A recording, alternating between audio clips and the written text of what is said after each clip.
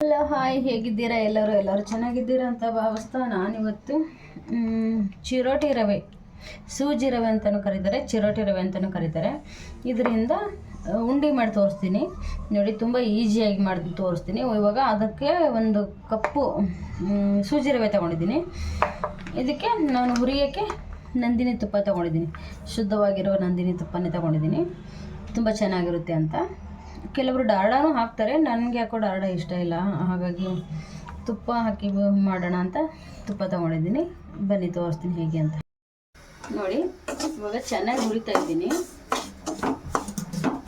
ತುಪ್ಪ ಹಾಕಿ ಇದಕ್ಕೆ ರವೆ ಹಾಕ್ಕೊಂಡೆ. ಆಮೇಲೆ ಅದಕ್ಕೆ ಇವಾಗ ನೀಟಾಗಿ ಹುರಿತಾ ಇದ್ದೀನಿ. ಉರಿನ ಸ್ಲಿಮ್ಮಲ್ಲಿ ಇಟ್ಬಿಟ್ಟು ಹುರಿದ್ರೆ ನಿಧಾನವಾಗಿ ಹುರಿತದೆ. ಹಾಗೆ ರವೆ ಕೂಡ ತುಂಬ ಚೆನ್ನಾಗಿ ಹುರಿತವೆ. ಹಾಗಾಗಿ ಉರಿನ ಸ್ಲಿಮ್ಮಲ್ಲಿ ಇಡಬೇಕು ನೋಡಿ. ಆಲ್ಮೋಸ್ಟ್ ಹುರಿದಂಗಾಗಿದೆ. ಇವಾಗಿದೆ ತುಂಬ ಏನು ಹುರಿಯೋದು ಬೇಡ, ತುಂಬ ಕಪ್ಪಗಾಗೋ ಹಾಗೆ ಎಲ್ಲ ಹುರಿಯೋದು ಬೇಡ. ಒಂದು ಲೆವೆಲಲ್ಲಿ ಹುರಿದ್ರೆ ಸಾಕು. ತುಪ್ಪ ಹಾಕಿರೋದ್ರಿಂದ ಟೇಸ್ಟ್ ಸೂಪರಾಗಿ ಬರುತ್ತೆ ಅನ್ನೋ ಕಾರಣಕ್ಕೆ ತುಪ್ಪನೇ ಹಾಕಿರೋದು ನೋಡಿ. ಈ ಥರ ಬಂದಿದೆ. ಇವಾಗ ಹುರಿದಿದೆ, ಇದು ತುಂಬ ಚೆನ್ನಾಗಿ ಹುರಿದಿದೆ. ಇವಾಗ ಇದನ್ನು ಎತ್ತಿಬಿಡೋಣ ಹಾಗೆ. ಇವಾಗ ಒಂದು ಕಪ್ಪಲ್ಲಿ ಸಕ್ಕರೆ ಏನಿದು, ಒಂದು ಕಪ್ಪಲ್ಲಿ ರವೆ ತೊಗೊಂಡಿದ್ನಲ್ಲ, ಇದರಲ್ಲಿ ಅರ್ಧ ಕಪ್ ಸಕ್ಕರೆ ತೊಗೊಂಡ್ರೆ ಸಾಕಾಗುತ್ತೆ. ಇದಕ್ಕೆ ರುಚಿ ಜಾಸ್ತಿ ತಿನ್ನೋರು ಜಾಸ್ತಿ ಹಾಕೋಬೋದು. ನಮಗೆ ಸ್ವೀಟ್ ಅಷ್ಟೊಂದು ಬೇಡ, ಹಾಗಾಗಿ ನಾವು ಒಂದು ಅರ್ಧ ಕಪ್ ಹಾಕೋತೀನಿ. ಸಕ್ಕರೆ ಸಾಕಾಗುತ್ತೆ. ಪಾಕ ಮಾಡ್ತೀನಿ, ತೋರಿಸ್ತೀನಿ ನೋಡಿ. ಇವಾಗ ಈ ಈಸಿಯಾಗಿರೋ ಮೆಥಡಲ್ಲಿ ಮಾಡಿ ನೋಡಿ. ನೀವು ಕೂಡ ಬೇಗನೂ ಆಗುತ್ತೆ, ಹಾಗೆ ಟೇಸ್ಟಿಯಾಗೂ ಇರುತ್ತೆ ನೋಡಿ. ತುಪ್ಪ ಹಾಕಿ ಹುರಿದಾಗಿದೆ, ಈ ಥರ ಬಂದಿದೆ ನೋಡಿ. ಅದನ್ನ ಇವಾಗ ಎತ್ತಿಟ್ಕೊಂಡ್ಬಿಡೋಣ ನೋಡಿ. ಇವಾಗ ಒಂದು ಪಾತ್ರೆ ಇಟ್ಕೊಂಡಿದ್ದೀನಿ, ಇದು ಸಪ್ರೇಟ್ ಬೇರೆದು ಬೊಗಣೆ ಇಟ್ಕೊಂಡಿದ್ದೀನಿ. ಅದು ರವೆ ಉಂಡೆ ಮಾಡಬೇಕು ಅಂದರೆ ಇವಾಗ ಸಕ್ಕರೆನ ಪಾಕ ಮಾಡ್ಕೋಬೇಕು. ಇದರಲ್ಲಿ 1 ಕಪ್ನ ರವೆ ತೊಗೊಂಡಿದ್ದೆ ನಾನು, 3/4 ಕಪ್ಪು ಸಕ್ಕರೆ ತೊಗೊಂಡಿದ್ದೀನಿ. ಒಂದು ಕಾಲು ಭಾಗನೂ ಬೇಡ, ಜಾಸ್ತಿ ಆಗುತ್ತೆ. ಒಂದಿಷ್ಟು ನೀರು ಹಾಕೊಳ್ಳೋಣ ಆಯಿತಾ. ಸಕ್ಕರೆ ಮುಳುಗುವಷ್ಟಾದರೆ ಸಾಕಾಗುತ್ತೆ ನೀರು. ಈ ಸಕ್ಕರೆ ಮುಳುಗುವಷ್ಟಾದರೆ ನೀರು ಸಾಕು ನೋಡಿ. ಇಲ್ಲಿ ನಿಮ್ಗೆ ಕಾಣಿಸ್ತಿರ್ಬೋದು ನೀರು ಎಷ್ಟು ಹಾಕಿದ್ದೀನಿ ಅಂತ ನೋಡಿ. ಇಷ್ಟು ನೀರಾದರೆ ಸಾಕಾಗುತ್ತೆ. ಇವಾಗ ಇದನ್ನು ನೀಟಾಗಿ ಮಿಕ್ಸ್ ಮಾಡ್ಕೊತ ಬರೋಣ. ಸಕ್ಕರೆ ಕರಗಬೇಕು. ಹೀಗೆ ತಳ ಹಿಡಿದಿರ್ತದಲ್ವಾ, ಹೀಗೆ ನೀಟಾಗಿ ಮಿಕ್ಸ್ ಮಾಡಿದ್ರೆ ತಳ ಹಿಡ್ಕೊಳ್ಳಲ್ಲ ಅದು. ಹಾಗಾಗಿ ಉರಿನ ಸ್ಲಿಮ್ಮಲ್ಲಿ ಇಡೋಣ.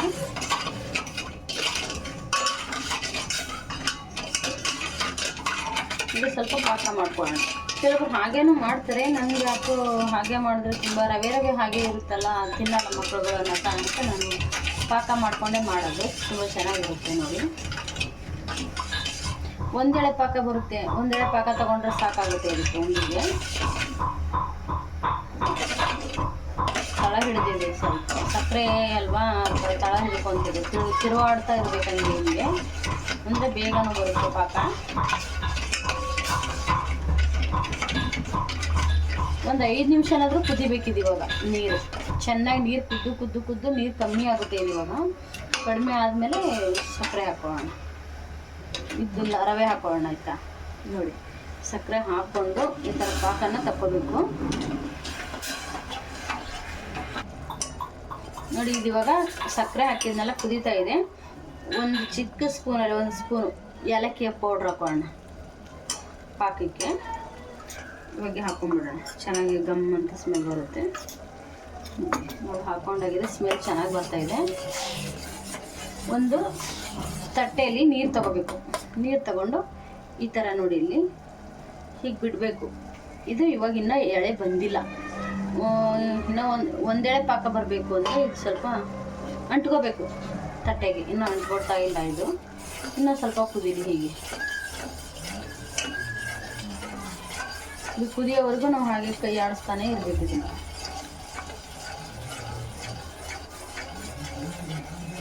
ಉರಿ ತುಂಬ ಜೋರು ಮಾಡಬಾರ್ದು, ಉರಿ ಸಣ್ಣವಾಗೇ ಇರಬೇಕು. ಉರಿ ಸಣ್ಣದಾಗಿದ್ದರೆ ಏನೂ ಆಗಲ್ಲ. ಉರಿ ಜೋರಾಗಿ ಇಟ್ಬಿಟ್ರೆ ಸೀದೋಗುತ್ತೆ ಅದು. ಹಾಗಾಗಿ ಪಾಕ ಏನು ಬೇಗ ಬರಲ್ಲ, ನೀರು ಮಾತ್ರ ಸುಟ್ಟೋಗುತ್ತೆ ಅಷ್ಟೇ.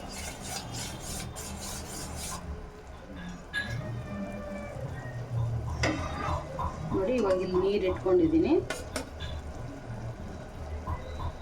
ಇನ್ನೂ ಸ್ವಲ್ಪ ಕುದಿಬೇಕು ಆಯಿತಾ. ಕುದಿಲಿ, ಇನ್ನು ಚೆನ್ನಾಗಿ ಕುದಿ ಬರಲಿ. ಇನ್ನೊಂದು 2 ನಿಮಿಷ ನಾವು ವೇಟ್ ಮಾಡೋಣ. ನೋಡಿ ಇವಾಗ ಪಾಕ ಬಂದಿದೆಯೋ ಇಲ್ವ ಅಂತ ಗೊತ್ತಾಗಬೇಕಂದ್ರೆ ಈ ತಟ್ಟೆಯಲ್ಲಿ ಈ ಥರ ಬಿಡಬೇಕು. ಇವಾಗ ನೋಡಿ ಈ ಥರ ಆಗಿದೆಯಲ್ವಾ, ನೋಡಿ ಗೊತ್ತಾಗುತ್ತೆ ನಿಮಗೆ. ಜೂಮ್ ಮಾಡಿ ನೋಡಿ, ಈ ಥರ ಅಂಟ್ಕೋಬೇಕು. ಸ್ವಲ್ಪ ಹೀಗೆ ಅಂಟ್ಕೊಂಡ್ರೆ ಒಂದು ಎಳೆ ಪಾಕ ಬಂದಿದೆ ಅಂತ ಅರ್ಥ. ಇದಕ್ಕಿಂತ ಜಾಸ್ತಿ ಪಾಕ ಬರೋ ಅವಶ್ಯಕತೆ ಏನಿಲ್ಲ, ಗಟ್ಟಿ ಆಗುತ್ತೆ ಲಾಡು, ಹಾಗಾಗಿ ಸಾಕು ಇಷ್ಟೇ. ಇವಾಗ ಇದಕ್ಕೆ ಮತ್ತೆ ಒಲೆ ಮೇಲೆ ಇಟ್ಬಿಟ್ಟು ರವೆ ಕೂಡ್ಸೋಣ. ಆ ಬೇಗಲ ರವೆ ಹುರಿದಿಟ್ಕೊಂಡಿದ್ವಲ್ಲ, ಆ ರವೆನ ಇವಾಗ ಮಿಕ್ಸ್ ಮಾಡ್ಕೊಳ್ಳೋಣ ಇದಕ್ಕೆ.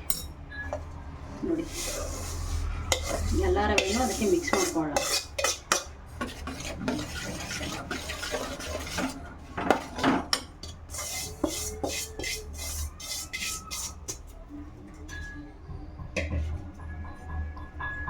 ಕೆಳಗಡೆ ಹಾಗೆ ಲೈಟಾಗಿ ಸಣ್ಣವಾಗಿರ್ಬೇಕು. ಎಷ್ಟಾದರೆ ಸಾಕು, ತುಂಬ ಜೋರಾಗಿ ಇಟ್ಬಿಟ್ರೆ ಸೀದೋಗುತ್ತೆ, ಹಾಗಾಗಿ ಸಾಕು ಅಷ್ಟೇ. ನೋಡಿ ಈ ಥರ ಮಿಕ್ಸ್ ಮಾಡ್ಕೊಳ್ಳಿ.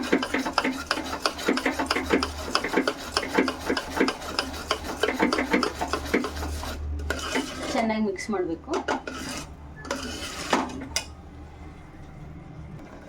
ನೋಡಿ ಇವಾಗ ಇದು ರವೆ ಕೂಡಿಸಾದ್ಮೇಲೆ ಒಂದು 2 ನಿಮಿಷ ಮುಚ್ಚಿ ಹೀಗೆ ಇಟ್ಬಿಡೋಣ. ನಿಧಾನವಾಗಿ ಸ್ವಲ್ಪ ಉಂಬೈಬೇಕಿದೆ. ಎಲ್ಲ ನೀಟಾಗಿ ಮಿಕ್ಸ್ ಮಾಡಾಗಿದೆ. ಈಗ ಇದನ್ನೇನು ಮಾಡಿದ್ದೀನಿ ನೋಡಿ, ಈ ಥರ ಬಂದಿದೆ ಇವಾಗ ಆಯಿತಾ. ಇದನ್ನೇನು ಮಾಡೋಣ, ಇವಾಗ ಒಂದು 2 ನಿಮಿಷ ಸಾಕು ಮುಚ್ಚಿ ಇಟ್ಬಿಡೋಣ. ಉಂಗೊಯ್ತದೆ, ಚೆನ್ನಾಗಿ ಉಂಗೊಯ್ದ್ರೆ ಲಾಡು ತುಂಬ ಚೆನ್ನಾಗಿ ಬರ್ತವೆ. ಹಾಗಾಗಿ ಅದನ್ನೆಲ್ಲ ಹೀಗೆ ನೀಟಾಗಿ ಬರೆಚ್ಬಿಟ್ಟು ಒಂದು 2 ನಿಮಿಷ ಮುಚ್ಚಿಡೋಣ, ಸಾಕಾಗುತ್ತೆ.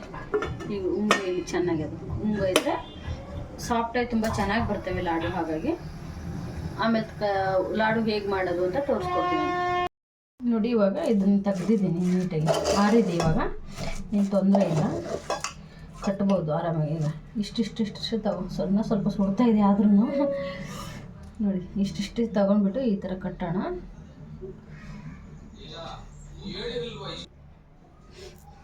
ನೋಡಿ ತೊಗೊಂಬಿಟ್ಟು ಕಟ್ತಾ ಇದ್ದೀನಿ. ಈ ಥರ ಒಂದೊಂದು ದ್ರಾಕ್ಷಿ ಇಟ್ಬಿಟ್ಟು ಕಟ್ಕೊಳ್ಳೋಣ, ಚೆನ್ನಾಗಿ ಬರುತ್ತೆ ನೋಡಿ. ಹೀಗೆ ಮಾಡಿಕೊಂಡ್ರೆ ಸಾಕು ಆಯಿತಾ. ಆಮೇಲೆ ಒಂದೊಂದು ದ್ರಾಕ್ಷಿ ಇಟ್ಕೊಂಡ್ರೆ ಓಕೆ, ಚೆನ್ನಾಗಿ ಬಂದಿದೆ. ಆರ್ಲಿಕ್ಕೆ ಬಿಟ್ರೂ ಓಕೆ, ಏನು ಅಷ್ಟೊಂದು ಸುಡ್ತಾ ಇಲ್ಲ. ಸ್ವಲ್ಪ ಬಿಸಿ ಇದೆ, ಇಲ್ಲ ಅಂತಲ್ಲ, ಸ್ವಲ್ಪ ಬಿಸಿ ಇದೆ ನೋಡಿ. ಈ ಥರ ಒಂದೊಂದು ದ್ರಾಕ್ಷಿ ಇಟ್ಕೊಂಡು, ಒಣ ದ್ರಾಕ್ಷಿನ ಇಟ್ಕೊಂಡು ಮಾಡಿದ್ರೆ ತುಂಬ ಚೆನ್ನಾಗಿ ಬರುತ್ತೆ. ಪಂಚಮಿ ವಿಶೇಷತೆ ಉಂಡಿಗಳಿವು.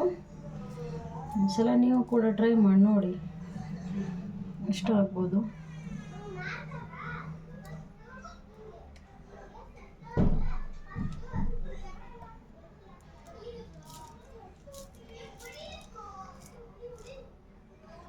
ಎಲ್ಲನೂ ಇದೇ ಥರ ಮಾಡ್ಕೋಬೇಕು ಆಯಿತಾ.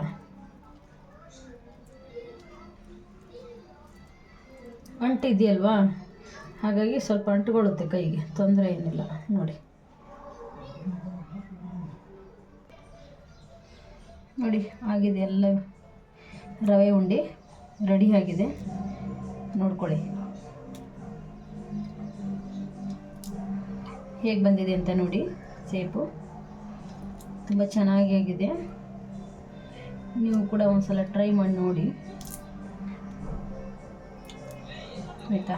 ನಿಮಗೂ ಇಷ್ಟ ಆಗ್ಬೋದು ಈ ವಿಡಿಯೋ ಇಷ್ಟ ಆದರೆ ಒಂದು ಲೈಕ್ ಕೊಡೋದನ್ನು ಮರಿಬೇಡಿ ನೋಡಿ. ರವೆ ಉಂಡೆ ರೆಡಿಯಾಗಿದೆ. ಪಂಚಮಿ ಹಬ್ಬದ ಶುಭಾಶಯಗಳು ಎಲ್ಲರಿಗೂ. ಮತ್ತು ಇನ್ನೊಂದು ವಿಡಿಯೋದೊಂದಿಗೆ ಸಿಗೋಣ. ಅಲ್ಲಿವರೆಗೂ ಬಾಯ್ ಬಾಯ್, ಟೇಕ್ ಕೇರ್.